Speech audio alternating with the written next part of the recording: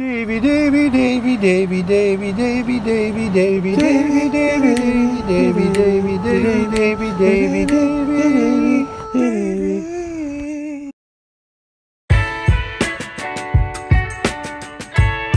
Greetings, ladies and gentlemen. Welcome to DaveyJay Today. I'm your host, DaveyJay, and today I am going to give you a first impressions mini review on Ghostbusters Frozen Empire. Now, here's the thing. I'm on my way to the movie theater at this moment as we speak, so I have not seen the film yet. It starts in a couple minutes, and ironically enough, it's snowing right now in Minnesota for like the third time all winter, which, if you're from Minnesota at all, that's a historic winter. This is like the third time it's snowed all year. And so I think it's fitting for Ghostbusters Frozen Empire.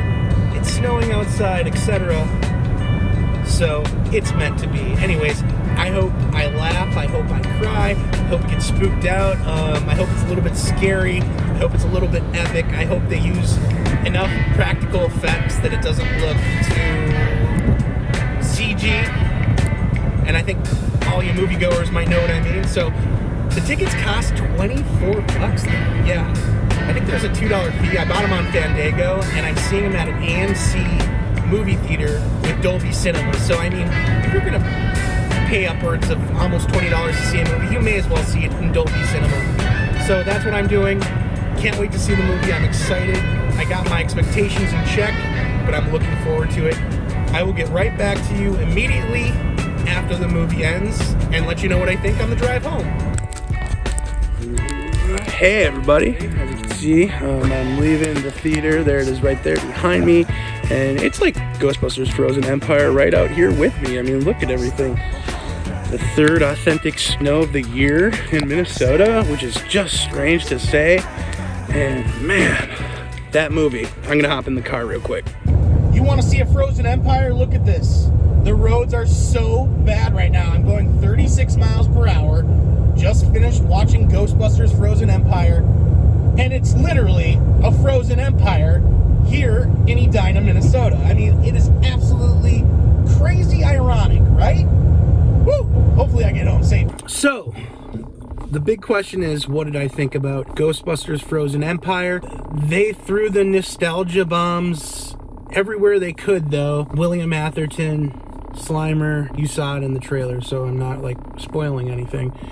Bill Murray, Dan Aykroyd had more of a solid role in this, more of a full-time cast role in this. Annie Potts was in it. Ernie Hudson, of course, was in it. The new characters, the guy from, I can never remember his name, but the guy from Silicon Valley was in it, and yeah, he was pretty funny as the fire god.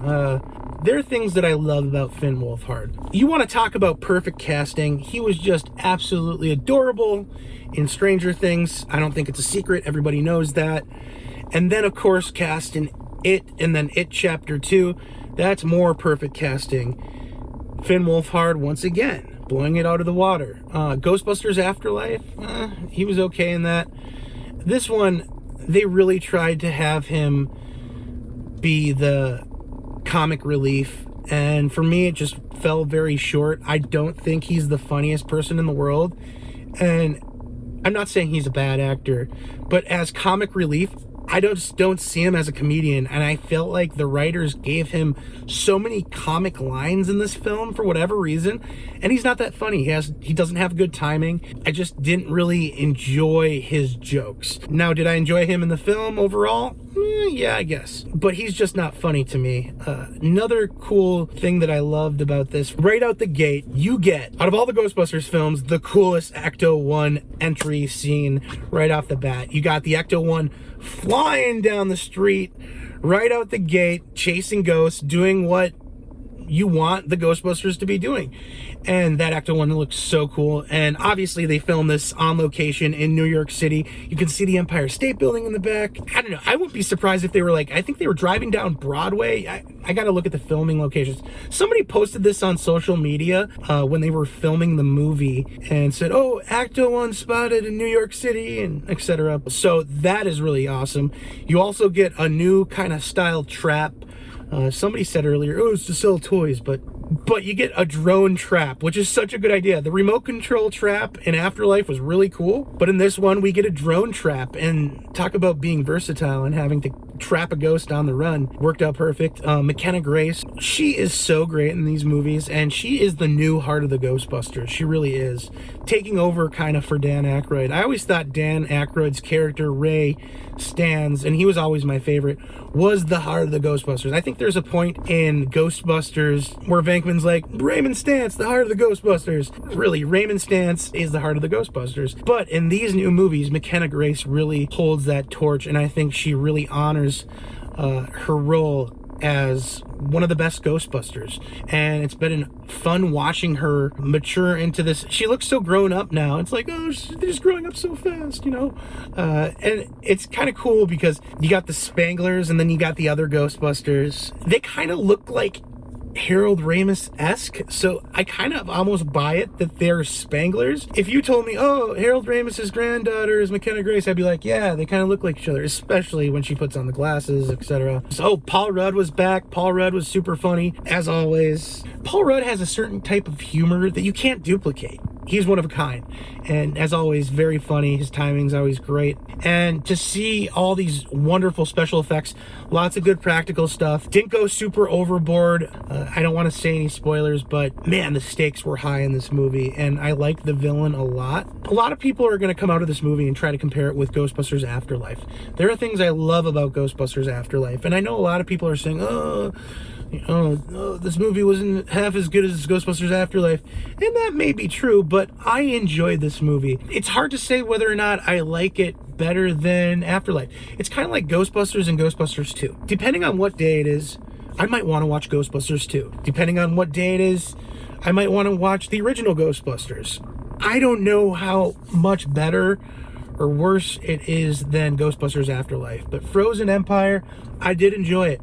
It has its merits. I do think there were a bit too many characters. I heard a review from Jeremy Johns. Yeah, I watched a spoiler-free review earlier, but Jeremy Johns says, oh, there's too many characters, and the best character, in my opinion, was the little orb that they have, the evil orb, which, when you see the movie, you'll see the evil orb. There were a lot of characters, so the writers really had a tough job ahead of them to write for so many different personalities. They were really, it didn't come off as like super unorganized or anything, which so many movies can. If you have too many personalities, too many characters, it was kind of like the end of The Walking Dead, right? They had so many characters that you almost just stop caring, and the writers kind of forget about these characters and leave them and forget to tie on plot lines, and they forget to tie the knot over here, and then the storyline's kind of open-ended, and what happened to this guy? None of that really happens in Frozen Empire, but it was really close to happening. There are a lot of characters in this movie. I mean, you got Annie Potts, Ernie Hudson, Bill Murray, Dan Aykroyd, McKenna Grace,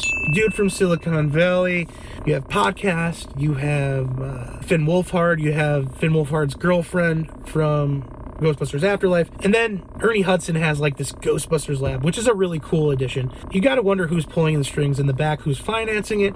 Well, Ernie Hudson is kind of like the financier of the Ghostbusters. He is the CEO. He is the guy that makes the trains run on time for the Ghostbusters, and it's kind of cool that they have that. Oh, and William Atherton is back. Dickless for most people who remember Ghostbusters 1984. And no, I'm not gonna say it. Just see the movie, and once you get to the end, you're gonna be happy with William Atherton's character at the end of the movie. So, I don't usually grade movies. I like to give my first impressions. But if I had to get a rating out of 10, I mean 9.6 out of 10 being The Godfather Part 2, and 9 out of 10 being Terminator 2, and 9.8 out of 10 being The Shawshank Redemption. I'd give Ghostbusters Frozen Empire a good 7.2 out of 10. This is a movie that I know I would pop in on a rainy day or a sunny day, or if I wanted to just watch a cool Ghostbusters movie. And if you're a Ghostbusters fan, yes, absolutely, you need to see this movie. And if it's something you want to go see a movie for date night, it's a good couples movie. There's some semi-romantic scenes in this, I guess. Wait, what's her name? Carrie Coon, sorry. Carrie Coon's character and Paul Rudd. as he tries to play a father figure to McKenna Grace and Finn Wolfhard. Also, one more thing, I'm not gonna really do an unboxing, but look at that. Check out them apples. That is the Ghost Trap. You can't really see it well in this light. That is the Ghost Trap popcorn bucket from AMC. Pretty sweet. I love that song. Anyways, that's my first impressions review of Ghostbusters Frozen Empire. If you want to see more, feel free to look through my videos. I'm going to be posting a lot more content, much more consistently, so stay tuned for that. And that's pretty much where I'm going to end this video. I've said my piece. Now it's time to hear yours.